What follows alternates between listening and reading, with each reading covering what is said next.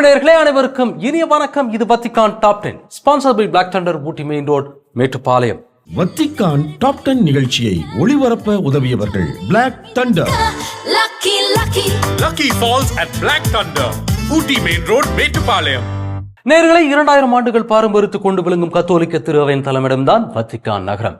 உலகின் பல்வேறு மாற்றங்களுக்கு காரணமாய் அமைந்திருக்கும் இந்த வத்திக்கானை மையமாக வைத்து திருத்தந்தையர்களின் உலகளாவிய தொடர்பாடுகள் இருக்கின்றன, செயல் திட்டங்களும் நிறைவேறுகின்றன.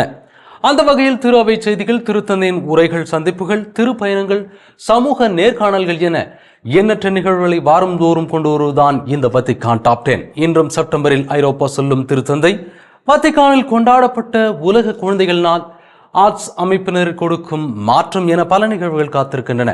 அனைத்தையும் அறிந்து கொள்ள வாருங்கள். இன்றைய நிகழ்ச்சிக்குள் போகலாம்.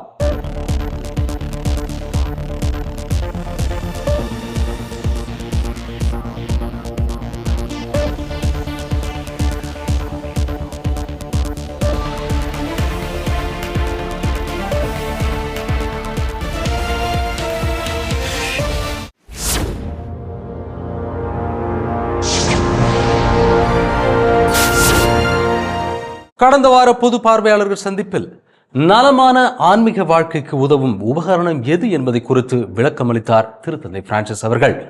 அது என்னவென்று இந்த பகுதியில் பார்ப்போம். கடந்த வாரம் நடைபெற்ற பொது பார்வையாளர்கள் சந்திப்பின் போது திருத்தந்தை பிரான்சிஸ் அவர்கள் தனது மறைக்கல்வி உரையில் பங்கேற்ற ஒரு துறவர சபையினரை வாழ்த்தி சிந்தனை வழங்கினார். இந்த புதியவர்களை கண்டு அதில் எத்தனை பேர் இத்தாலியர்கள் என்று யோசிக்கிறேன். மிக சிலரே இருக்கின்றனர். இத்தாலியில் இறையழைத்தலுக்கு பற்றாக்குறை உள்ளது. அர்ப்பண வாழ்வுக்கான இறையழைத்தல் வேண்டி ஜெபிப்போம். பின்பு தனது மறைக்கல்வி தொடர் உரையில் தாழ்ச்சி என்ற முக்கிய நல்லொழுக்கத்தை பற்றி பகிர்ந்து கொண்ட திருத்தந்தை அவர்கள் நலமான ஆன்மீக வாழ்க்கையை நடத்துவதற்கான சிறந்த உபகரணங்களில் ஒன்றாக அது இருப்பதாக விவரித்தார். இந்த நல்லொழுக்கம் கிறிஸ்துவ வாழ்வின் அடித்தளமாகும். பெருமை போன்ற மோசமான தீமைகளுக்கு இது எதிரியாக உள்ளது. அனைத்தும் சரியான அளவில் இருக்க மனத்தாழ்ச்சி உதவுகிறது. நம் அனைவரும் வரையறுக்கப்பட்ட பலம் மற்றும் பலவீனங்களால் ஆன அற்புதமான படைப்புகள். இறுதியாக திருத்தந்தை பிரான்சிஸ் அவர்கள் மியான்மர், உக்ரைன் மற்றும் புனித பூமி போன்ற போரினால் பாதிக்கப்பட்ட நாடுகளுக்காக ஜெபிக்க அழைப்பு விடுத்தார்.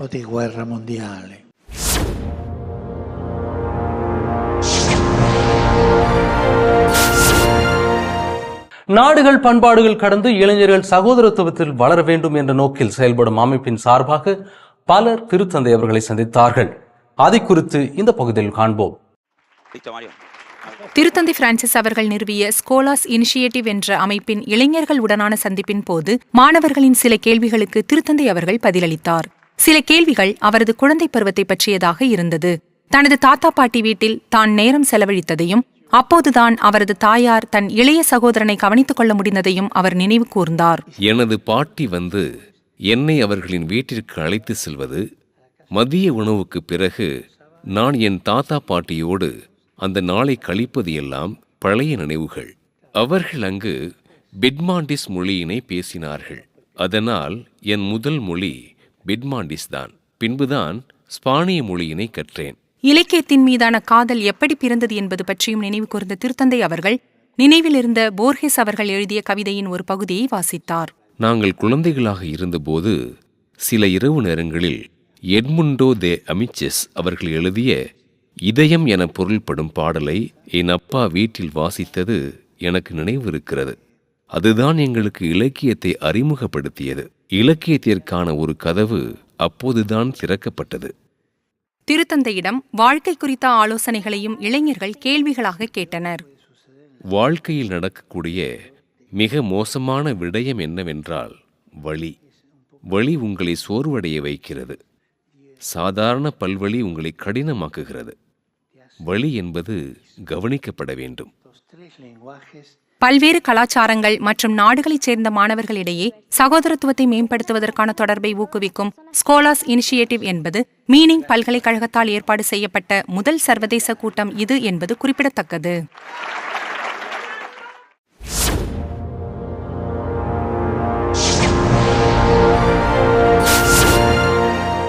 வரும் செப்டம்பர் மாதத்தில் திருத்தந்தை அவர்கள் 2 ஐரோப்பிய நாடுகளுக்கு திருத்தூது பயணம் செல்லவிருக்கிறார். அவை எந்தெந்த நாடுகள் என்பதை குறித்து இந்த பகுதியில் பார்ப்போம்.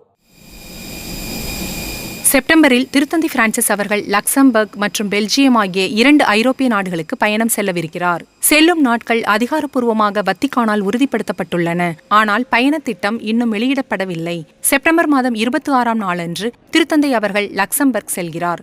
அங்கிருந்து நேரடியாக பெல்ஜியம் செல்லும் அவர் அங்கு 29ஆம் தேதி வரை தங்குகிறார். சில மாதங்களுக்கு முன்பு ஒரு நேர்காணலில் பெல்ஜியம் செல்வதற்கான தனது திட்டத்தை திருத்தந்தை வெளிப்படுத்தினார். ஒரே மாதத்தில் 6 நாடுகளுக்கு செல்லும் திருத்தந்தையின் தீவிர செப்டம்பர் நிகழ்ச்சி நிரலில் இந்த 2 நாடுகளும் சேர்கின்றன. இந்தோனேஷியா, பப்புவா நியூகுனியா, கிழக்கு திமோர் மற்றும் சிங்கப்பூரும் செல்லவிருக்கிறார். தமது 87ஆம் வயதில் செல்லவிருக்கும் இந்த பயணம் அவர் பதவியேற்றதிலிருந்து இதுவரை சென்ற பயணங்களில் மிக நீண்டதாக இருக்கும். திருத்தந்தை அவர்கள் குறிப்பிட்டுள்ள பயணங்களின் பட்டியலில் அர்ஜென்டினா மட்டுமே இப்போதைக்கு உள்ளது. ஆனால் இது இன்னும் வத்திக்கானால் உறுதிப்படுத்தப்படவில்லை. அதேவேளை திருத்தந்தை அவர்களுக்கு இது மிகவும் சிறப்பான திருத்தூது பயணமாக இருக்கும் என்பது குறிப்பிடத்தக்கது.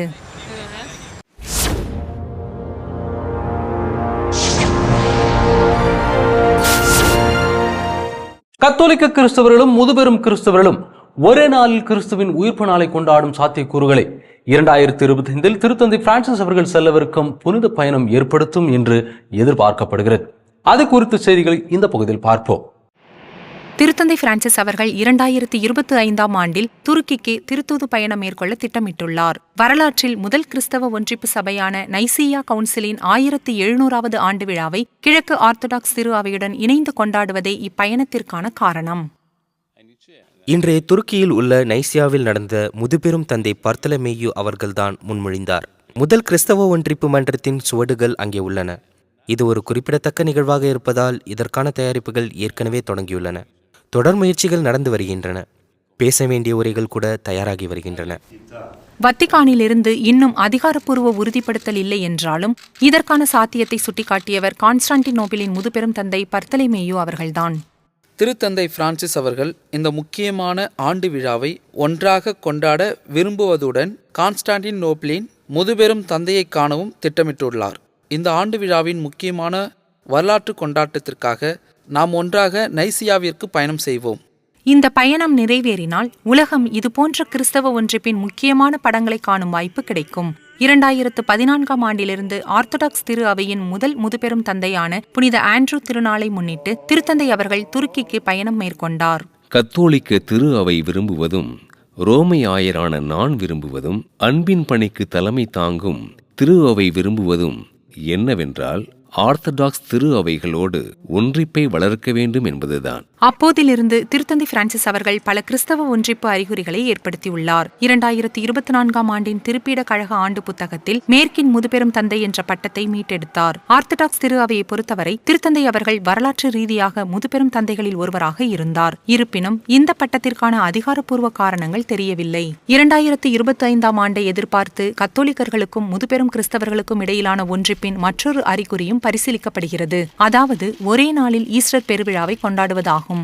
கிரகோரியன் மற்றும் ஜூலியன் நாட்காட்டிகளுக்கு இடையிலான வேறுபாடுகள் காரணமாக இது தற்போது 2 வெவ்வேறு நாட்களில் நடைபெற்று வருகிறது. திருத்தந்தை பிரான்சிஸ் அவர்கள் மற்றும் முதுபெரும் தந்தை பர்த்தலமேயு அவர்களின் நீண்டகால விருப்பங்களில் இதுவும் ஒன்றாகும். 2025ஆம் ஆண்டு இரு திரு அவைகளின் யூபிலி ஆண்டோடு ஒத்துப்போவதால் அடுத்த ஆண்டு நடக்கவிருக்கும் அவர்களின் சந்திப்பு இந்த சிக்கல்களில் உரையாடலுக்கு வழிவகுக்கும் என்று எதிர்பார்க்கப்படுகிறது.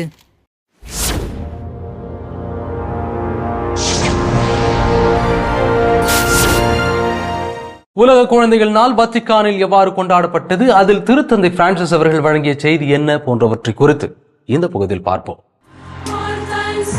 ரோமில் உள்ள ஒலிம்பிக் ஸ்டேடியத்தின் சூழல் மின்சார அதிவலைகளைப் போல் இருந்தது.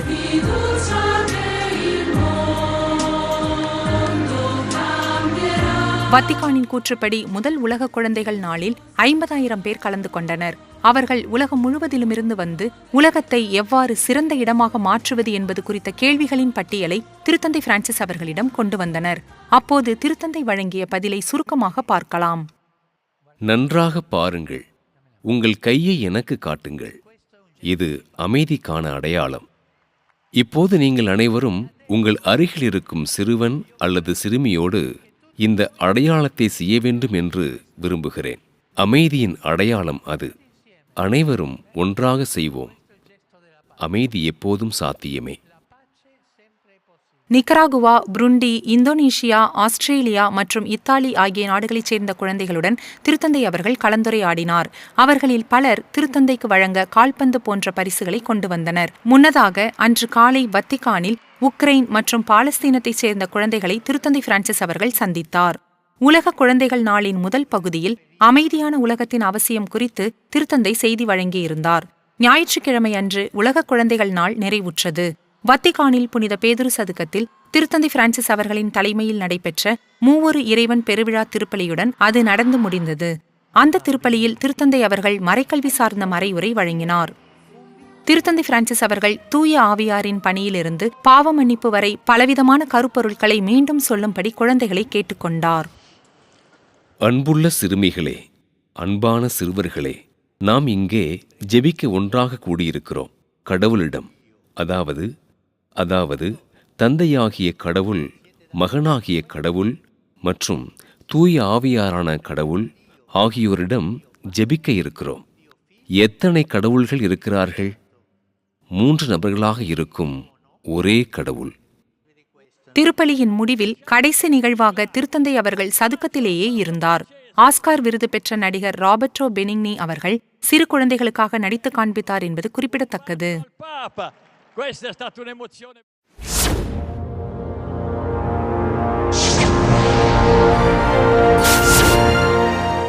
புனித பூமியில் அமைதியை உண்டாக்க தீர்வாக கூறப்படும் இரு மாநிலங்களின் பிரிவு என்பதை வத்திக்கான் எப்போதுமே ஏற்றதில்லை என்பது குறித்த செய்தியை இந்த பகுதியில் பார்ப்போம். புனித பூமியில் அமைதிக்கான தொடக்கப்புள்ளியாக கூறப்படும் இரு மாநிலங்களின் பிரிவை வத்திக்கான் எப்போதுமே எதிர்த்து வருகிறது. சமீபத்திய மாதங்களில் இடம்பெற்ற நிகழ்வுகள் திருப்பீடத்தின் நிலைப்பாட்டை மீண்டும் உறுதிப்படுத்துவதாக வத்திக்கான் வெளிவிவகார அமைச்சர் சுட்டிக்காட்டியுள்ளார். மிகவும் கடினமான அழைப்பு என்பதை உணர்ந்தாலும் இந்த நேரத்தில் நம்மிடையே இருக்கும் ஒரு விருப்பம் அதுதான் என்பதை உணர்ந்துள்ளனர். மேலும் நமக்கு தெரிந்தபடி இதை கொண்டு வருவதற்கான அரசியல் விருப்பம் இருந்தால் அது நடக்கலாம். இப்போது அது ஒரு பெரிய அழைப்பு. நமக்கு தெரியும், இந்த நிலைமை மிகவும் தூரமானது. நாம் ஏற்கனவே பார்த்தது மிகவும் பயங்கரமானது.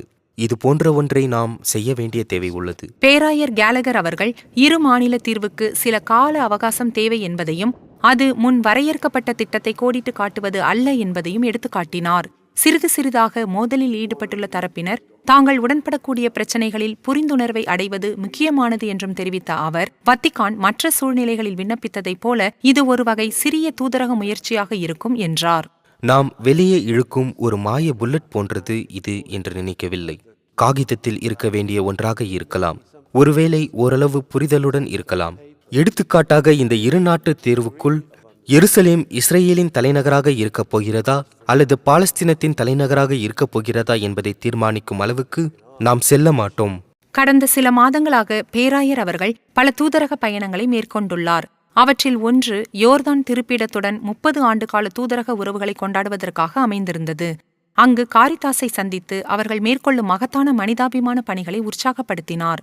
காசா, மேற்கு கரை மற்றும் எருசலேம் ஆகிய பகுதிகளில் உள்ள ஏழை மக்களுக்கு சுமார் $30 மில்லியன் அதன் மூலம் வழங்க முடிந்தது. உக்ரைனை பற்றி பேசிய பேராயர் கேலகர் அவர்கள் வன்முறையை முடிவுக்கு கொண்டு வருவதற்கான வத்திக்கானின் நிலைப்பாட்டை மீண்டும் வலியுறுத்தினார். வத்திக்கானின் நிலைப்பாடு மிகவும் தெளிவாக உள்ளது. திருப்பீடம் விரும்பவில்லை என்றும் இந்த போரின் தீவிரத்தை தவிர்க்க தீவிரமாக செயல்படும் என்றும் திருத்தந்தை அவர்கள் பல சந்தர்ப்பங்களில் வெளிப்படுத்தியுள்ளார். எனவே நிலைமையை தணிக்க அனைத்து தரப்பினரும் இது போன்ற நடவடிக்கைகளை எடுக்குமாறு நாங்கள் ஊக்குவிப்போம் என்றாலும், கடினமான இன்றைய கள நிலவரம் அதை நிரூபணமாக்குகிறது என்ற உண்மையை பற்றி நாம் யதார்த்தமாக இருக்க வேண்டும் என்று நினைக்கிறேன். சமீபத்தில் வத்திக்கான் தூதரக உறவு ஐரோப்பிய எல்லைகளுக்கு அப்பாற்பட்டதாக இருந்தது. வியட்நாம் திருப்பீட கூட்டு பணிக்குழுவானது ஹனோயில் கூடியது. வியட்நாம் மற்றும் வத்திக்கானுக்கு இடையே ஒரு குடியுரிமை திருப்பீட பிரதிநிதியை கொண்டு வருவதற்கான வரலாற்று உடன்படிக்கைக்கான நிகழ்வாக 10 மாதங்களுக்கு பிறகு இந்த சந்திப்பு நடைபெற இருக்கிறது.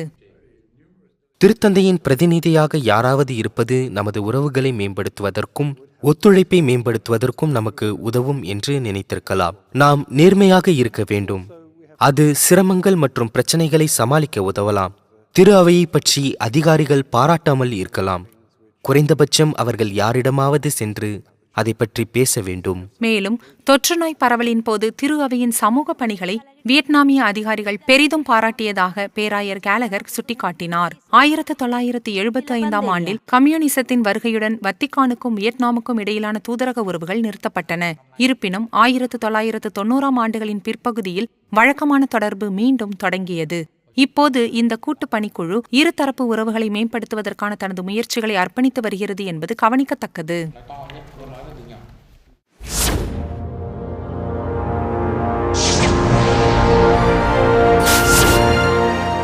வத்திக்கான் சைனா நாடுகளுக்கு இடையிலான நல்லுறவு ஏற்பட்டு 100 ஆண்டுகளாகும் நிலையில் தற்போதைய நிச்சயமற்ற சூழல் எவ்வாறு தீரும் என்பதை குறித்து இந்த பகுதியில் பார்ப்போம். சீனாவுடனான வத்திக்கானின் உறவு சமீபத்திய ஆண்டுகளில் சில முரண்பாடுகளை கொண்டுள்ளது. கடந்த ஆண்டு திருத்தந்தையின் ஒப்புதல் இல்லாமல் பெய்ஜிங் ஒருதலைப்பட்சமாக சில ஆயர்களை நியமித்தது. வத்திக்கான் இந்த நியமங்களின் உண்மை நிலையை ஆய்வு செய்த பிறகுதான் அங்கீகரித்தது. இருந்தபோதிலும் இரு நாடுகளுக்கிடையிலான உறவில் தொடர்ந்து முன்னேற்றங்கள் இருப்பதாக வத்திக்கான் வெளியுறவுத்துறை செயலாளர் கூறினார். இது ஒரு கடினமான அல்லது சிக்கலான தலைப்பாக இருந்தாலும் கூட இந்த தலைப்பை கையாள்வதற்கு நாம் பயப்படக்கூடாது. மேலும் நாம் பொறுமையாக இருக்க வேண்டும். அனைவரும் பொறுமையாக இருக்க வேண்டும். நிறைய நம்பிக்கையுடன் இருக்க வேண்டும். ஏனென்றால் நாம் தரையில் விதைக்கப்பட்ட விதைகளை பற்றி பேசுகிறோம். அவை உடனடியாக பலனை தரவில்லை என்றாலும் இறுதியில் அறுவடையில் சிறிதும் உழைக்கும். வத்திக்கானுக்கும் சீன மக்கள் குடியரசிற்கும் இடையே அதிகாரப்பூர்வ தூதரக உறவுகள் இல்லை. ஆனால் சீன ஆயர்கள் பேரவையிலும் வத்திக்கானிலும் அந்நாட்டில் அதிகாரப்பூர்வமாக இருப்பதற்கான சாத்தியக்கூறுகள் குறித்து விவாதித்து வருவதாக கர்தினால் பரோலின் அவர்கள் தெரிவித்தார். ஆரம்பத்தில் அப்போஸ்தலிக்க திருப்பீட வடிவத்தை கொண்டிருக்கவில்லை என்றாலும் சீனாவில் ஒரு நிலையான இருப்பை நாங்கள் நீண்ட காலமாக நம்பி வருகிறோம். அது நம் உறவை மேலும் ஆழப்படுத்தும். அதுவே எங்களின் இலக்கு. அதன் வடிவம் மற்றும் இடங்களை விட வித்தியாசமாக இருக்கலாம். எனவே இப்போது அதை எந்த ஒரு வகையிலும் அமைக்க மாட்டோம். காலப்போக்கில் உறவுகள் ஆழமாகின்றன. நாமும் இந்த நடவடிக்கையை மேற்கொள்ளுவோம் என்று நம்புகிறோம். 2024 ஆண்டு மே மாதத்தில் கத்தோலிக்க திரு அவையின் முதல் கவுன்சில் சீனாவில் கூட்டப்பட்டு 100 ஆண்டுகள் நிறைவடைகிறது. அங்கு முதன்முறையாக பூர்வீக சீனர்கள் தங்கள் சொந்த நாட்டில் திரு அவை நடவடிக்கைகளில் உள்ளீடுகளை வழங்க முடிந்தது என்பது கவனிக்கத்தக்கது.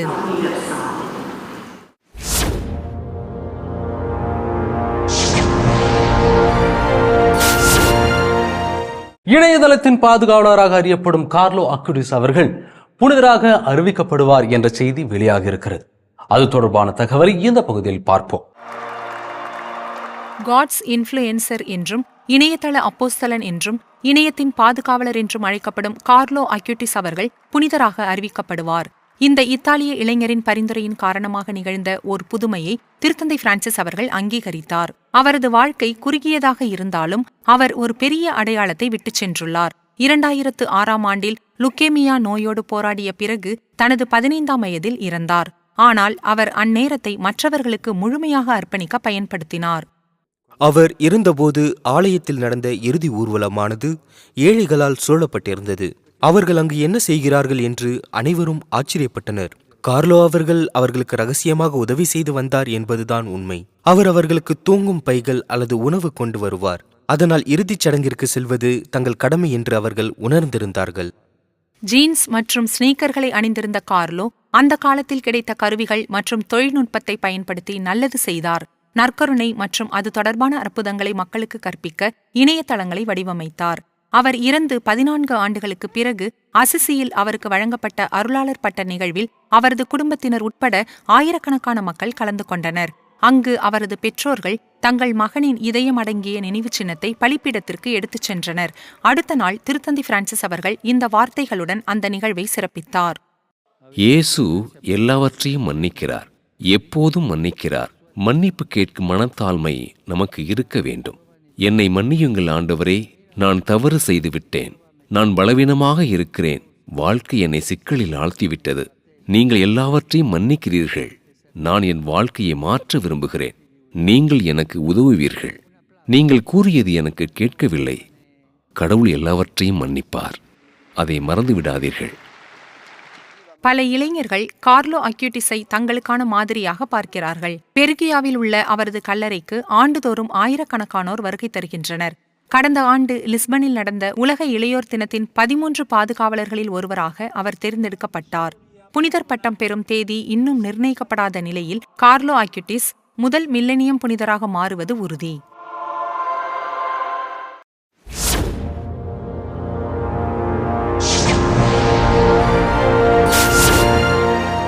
உலகின் மிகப்பெரிய நற்கருணை திருப்பயணம் அமெரிக்காவில் நடந்து வருகிறது. அதை குறித்த தகவல்களை இந்த பகுதியில் பார்ப்போம். மினிசோட்டா, டெக்சாஸ், கனெக்டிகட் மற்றும் கலிபோர்னியா போன்ற அமெரிக்காவின் 4 வெவ்வேறு மூலைகளிலிருந்து வரலாற்றில் மிகப்பெரிய நற்கருணை திருப்பயணம் தொடங்கியுள்ளது. அடுத்த 2 மாதங்களில் திருப்பயணிகள் ஆயிரக்கணக்கான மைல்கள் நடந்து அமெரிக்காவின் எண்ணற்ற பகுதிகளுக்கு நற்கருணையை கொண்டு வருவார்கள். வடக்கு மினிசோட்டாவில் 2000க்கும் மேற்பட்ட மக்கள் ஒன்று கூடி நற்கருணை பவனியை அனுப்பி வைத்தனர். ஒரு மாநில பூங்காவின் காடுகளின் வழியாக அது செல்லும். டெக்சாஸின் பிரவுன்ஸ்வைல் வழியாக நற்கருணையை கொண்டு வருவதற்காக நூற்றுக்கணக்கான மக்கள் அமெரிக்கா கண்டத்தின் தெற்கு புள்ளிகள் வழியாக நடந்து சென்றனர். நியூ ஹேவன், கனெக்டிகட் நகரத்தின் வழியாக சென்ற பிறகு லாங் ஐலாண்ட் சவுண்டுக்கு குறுக்கே படகில் சென்றதால் திருப்பயணம் தடைபடவில்லை. சான் பிரான்சிஸ்கோவில் நற்கருணை திருப்பயணமானது மிகவும் பிரபலமான அமெரிக்க சின்னங்களில் ஒன்றான கோல்டன் கேட் பாலம் வழியாக சென்றது கவனிக்கத்தக்கது.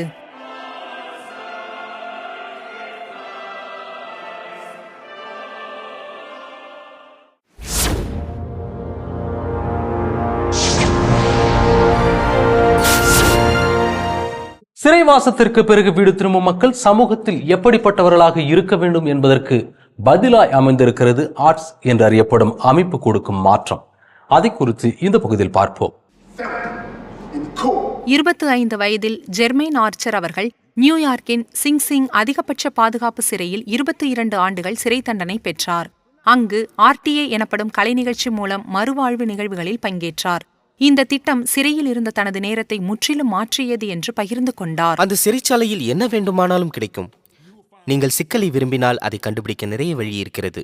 ஆனால் நீங்கள் உங்களை மேம்படுத்தி உங்களை அறிய விரும்பினால் சிங்கில் அதையும் செய்யலாம். நான் கொண்டிருந்த எல்லா உணர்வுகளையும் வெளிப்படுத்த RTA சரியான இடமாக இருந்தது. எதிர்மறை, விரோதம், கோபம், நாள் முழுவதும் முகமுடி அணிந்திருப்பது.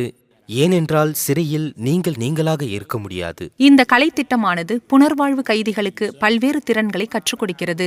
அவர்களை சமூகத்தில் சிறப்பாக மீண்டும் ஒருங்கிணைக்க அது உதவுகிறது. 1996ஆம் ஆண்டில் நிறுவப்பட்ட இந்த திட்டம் நாடகம், நடனம், இசை, எழுத்து மற்றும் காட்சி கலைகளில் பட்டறைகளை இயக்குகிறது. இயற்கையால் தன்னை ஒரு கலைஞராக கருதாத ஜெர்மைனுக்கு இந்த திட்டம் ஒரு கல்வி வாய்ப்பை காட்டிலும் மேலாக அமைந்தது. நடிப்பு தனது தனித்துவத்தை மீண்டும் கொடுத்தது என்று அவர் பகிர்ந்து கொண்டார். நான் நடிக்க முடியும் என்று தீர்க்கமாக இருந்தேன். அதுதான் வழக்கமான உடைகள் போட எனக்கு கிடைத்த முதல் வாய்ப்பு. சீருடை இல்லாமல் ஜீன்ஸ் போட முடிந்தது. நான் வீட்டில் இருக்கும்போது எப்போதும் ஜீன்ஸ் அணிந்திருப்பேன். ஒரு தயாரிப்பின் போது டெனிம் ஜீன்ஸ் போட முடிந்தது. 22 வருடங்கள் சிறையில் இருந்து அழ முடியவில்லை. குடும்பத்தை இழந்து தவிக்க முடியவில்லை. என் குழந்தைகள் வளருவதைக் கண்டு அழ முடியவில்லை. ஆனால் மேடையில் ஏறியதும் என்னால் அதை விடுவிக்க முடிந்தது. அனைத்தும் ஒரே இரவில் வெளிவந்தன.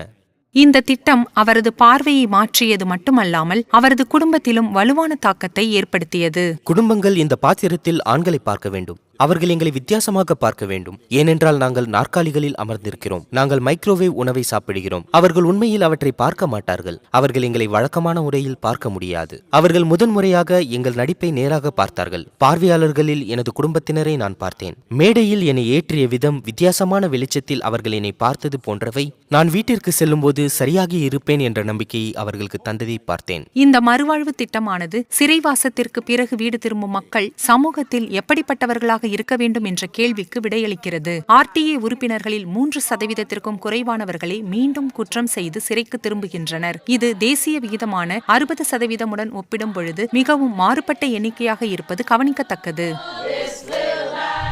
என் அன்பு நேயர்களே, இன்றைய நிகழ்வுகள் அனைத்தும் நீங்கள் பயன்பெறும் வகையில் அமைந்திருக்கும் என்று நாங்கள் நம்புகிறோம். மீண்டும் அடுத்த வாரம் இதே நிகழ்ச்சியில் சந்திக்கிறோம். இது Vatican top 10 sponsor by black Thunder, Ooty main road, Mettupalayam. நன்றி, வணக்கம், மரியே வாழ்க. வத்திக்கான் டாப் 10 நிகழ்ச்சியை ஒளிபரப்ப உதவியவர்கள் black thunder. Lucky Falls at Black Thunder, Ooty Main Road, Metupalayam.